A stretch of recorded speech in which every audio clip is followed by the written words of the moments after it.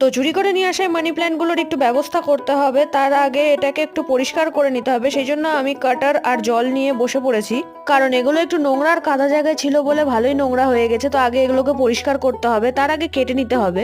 তাই ঠিক মতো কেটে নিয়ে আর ভালো করে পরিষ্কার করে এগুলোকে আমি 2 দিন জলেই রাখবো, তারপর মাটিতে লাগাবো। তার মধ্যে আমি চিন্তায় পড়ে গেছি, বাড়িতে গ্যাস নেই, আমাদের একটাই সিলিন্ডার। আমরা সিঙ্গেল সিলিন্ডারই রেখেছি, কারণ আমাদের এখানে একদিনেই গ্যাস দিয়ে যায়, আর আমার কাছে কাজ চালানোর মতো ইন্ডাকশন তো আছেই। কিন্তু আমরা যখন সমস্যায় পড়ি, একবারে একসাথেই চারিদিক দিয়ে সমস্যায় পড়ি। একদিনে গ্যাস দিয়ে যাওয়ার কথা, কিন্তু আজকে গ্যাস দিয়ে যায়নি। ফোন করে জানা যায় যে 3-4 দিনের আগে গ্যাস দিতে পারবে না। আর সব থেকে বড় সমস্যাটা হচ্ছে যে ইন্ডাকশনটাও খারাপ হয়ে আছে। তো কালকে যদি গ্যাস না দিয়ে যায়, তো কালকে আমাকে ইন্ডাকশনটা ঠিক করাতে দিতে হবে। সেটাও ঠিক হতে না জানে কত টাইম লাগবে। আজকে দেরি হয়ে গেছে জন্য আজকে আর গেলাম না, কিন্তু কালকের প্রথম কাজ হবে ইন্ডাকশন ঠিক করতে দেওয়া। যাক, গল্পে গল্পে আমার কাজটাও হয়ে গেল।